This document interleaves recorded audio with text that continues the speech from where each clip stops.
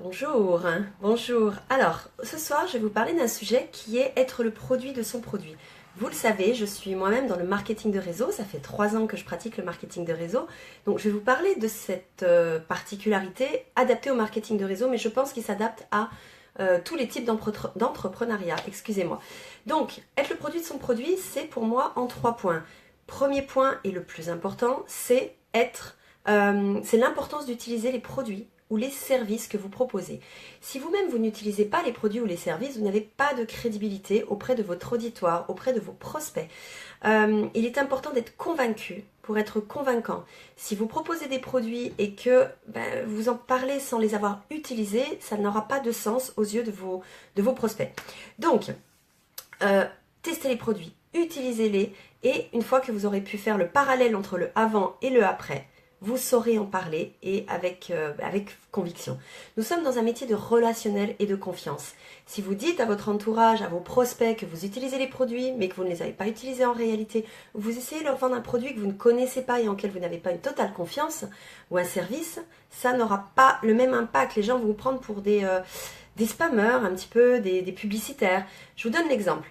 Vous faites l'apologie d'un restaurant que vous adorez, enfin vous dites aux gens de votre entourage qu'il faut absolument aller dans ce resto, il est génial, ça, on y mange très bien, c'est fabuleux, etc. Si la personne vous rétorque, mais tu y es allé, tu y as mangé, qu'est-ce que tu as mangé? Oh non, moi j'y suis pas allée. Où est la crédibilité? Il n'y a pas de crédibilité, les gens vont se poser la question de pourquoi vous faites tant de publicité pour ce restaurant. Il va y avoir un rapport de méfiance. Donc, il est important de connaître vos produits, vos services et de les utiliser. Par contre, je vais dire, j'ai bon dos de dire ça, parce que moi j'ai commencé mon activité, je n'avais jamais utilisé les produits. Mais j'étais intimement persuadée du bien fondé des produits, de la qualité de ce que je vendais. Je savais au plus profond de moi que ce que je vendais était vraiment d'une qualité absolument incroyable.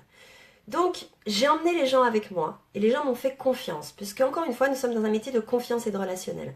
Donc, les gens m'ont fait confiance et ils ont bien fait, puisqu'une fois que j'ai utilisé les produits, que j'ai montré mes résultats, mon témoignage, ça a pris une ampleur absolument incroyable. Mais je vous conseille quand même, dans la mesure du possible, d'utiliser au plus vite les produits et les services que vous proposez. Deuxième point, représenter le produit ou le service.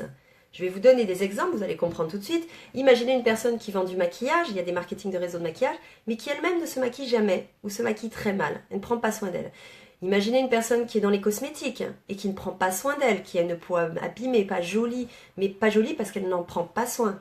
Imaginez une personne qui vend des protéines, qui ne fait pas de sport et n'utilise pas ses protéines et qu'on voit qu'il n'arrive pas à prendre en muscle.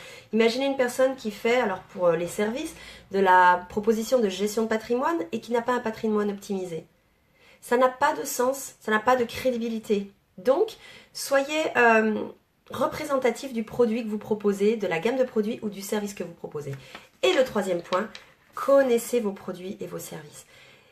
On ne demande pas à quelqu'un qui est dans le marketing de réseau d'être un professionnel, d'être un commercial pur et dur. Ce n'est pas le but. Vous devez parler avec votre cœur, vous devez parler avec passion, avec vos tripes d'un produit ou d'un service que vous adorez. De la même façon que vous allez conseiller encore une fois un restaurant, que vous allez conseiller un produit que vous venez d'acheter et que vous adorez. C'est le même système, c'est le système du bouche à oreille. On vous demande de connaître vos produits, de connaître quelles sont les actions, vos services, c'est la même chose, je dis produit, mais ça peut être service. On vous demande de connaître les actions, d'avoir quelques mots-clés, mais on ne vous demandera jamais d'être des professionnels, des scientifiques, si vous êtes sur des produits cosmétiques, bien-être, etc. On ne vous demandera pas d'être des hyper professionnels, on va cependant vous demander de bien connaître les produits et de savoir répondre aux besoins de votre client avec un produit. Un client vous dit j'ai telle problématique, spontanément vous savez dire alors c'est tel produit que je vais pouvoir vous proposer dans tel cadre avec telle utilisation. C'est du bon sens. Mais je peux vous garantir qu'on voit pas mal de choses passer avec des gens qui ne connaissent pas leurs produits. Avant d'aller vendre vos produits, renseignez-vous bien, formez-vous. N'utilisez pas des mots hyper techniques, ne vous formez pas à connaître la spécificité de chaque actif dans les produits par exemple, mais sachez quels bénéfices ils vont apporter à votre clientèle. C'est impératif. Et n'oubliez jamais de parler avec votre cœur et avec vos émotions. C'est comme ça que vous allez emmener les gens à prendre la décision d'achat avec vous et non pas avec une autre personne. Voilà, c'était être le produit du produit en 3 points. Je vous remercie de m'avoir regardé. Si vous aimez mes vidéos, n'hésitez pas à les partager. Mon but est de faire partager mes connaissances et mes compétences peut-être pas au monde entier, mais un maximum de personnes pour les aider. Voilà, donc je vous souhaite une très bonne soirée. Je vous dis à très bientôt pour une nouvelle vidéo.